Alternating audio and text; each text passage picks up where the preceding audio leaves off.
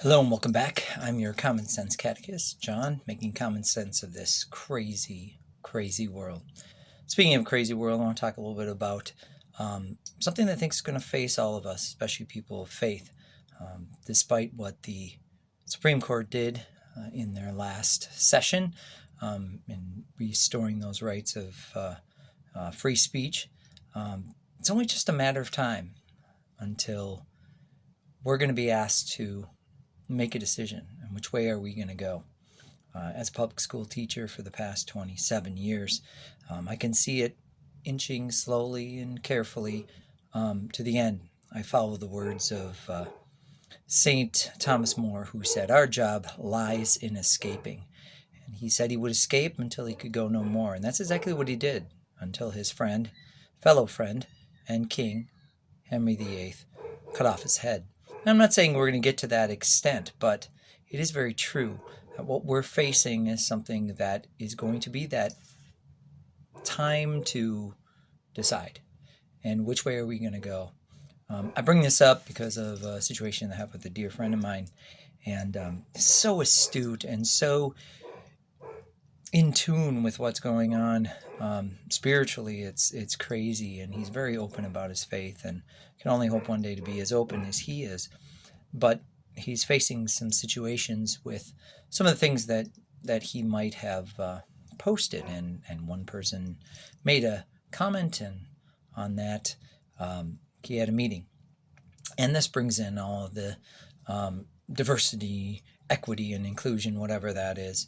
Again, words are powerful, and as an English teacher, I know what those words are supposed to mean, but what they've turned into is a travesty. And quite frankly, George Orwell would be turning over in his grave and saying, "Wow, I was right. My fiction book has now become nonfiction, except it's not in Russia. It is here in good old USA." But anyway, there's a time of choosing, and that idea is for us to tamp down who we are in order to be palatable, in order to be acceptable to others so we don't offend them. But remember, the first part of having an inclusive kind of society is that you will, by definition, exclude others. And this is really true. I joked a little bit and said, wow, if you have that talk with them, you should thank them for including you as somebody who is a traditional Catholic, somebody who has a large family and homeschools them and believes in all the things you do.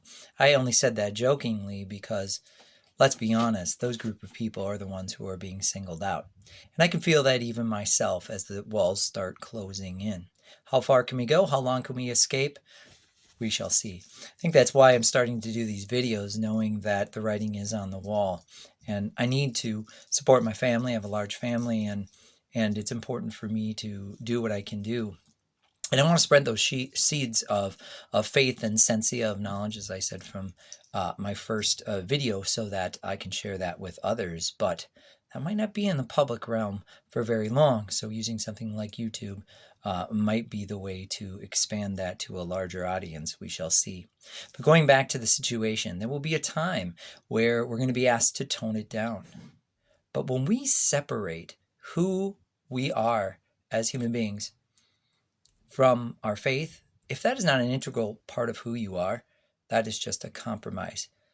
I think about it. When you introduce yourself to somebody, what do you say? "Hi, my name is such and such, and I am a fill in the blank." And the first thing we normally do, and I'm guilty of this, I am guilty of this. In no way am I looking out there and saying I'm better than you. I'm not. I am flawed. I make so many mistakes. You can ask my wife. But the idea here is, as I started to realize, what do I say? "Oh, I'm a teacher."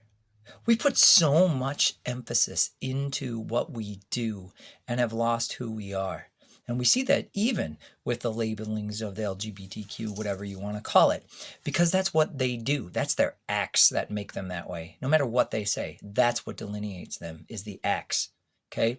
But our acts are not just us. Yes, it does spring out from that. But it's like our worth is utilitarian in the sense that we can give something back. This is what I do. This is what I produce. Instead of saying, hello, my name is such and such, and I am a true follower of Jesus Christ. And what he said was really profound. One of the things he said to me, my friend, was like, I can't separate that. If they want me to tone that down, I will not be the type of worker and person they've seen. I will be somebody completely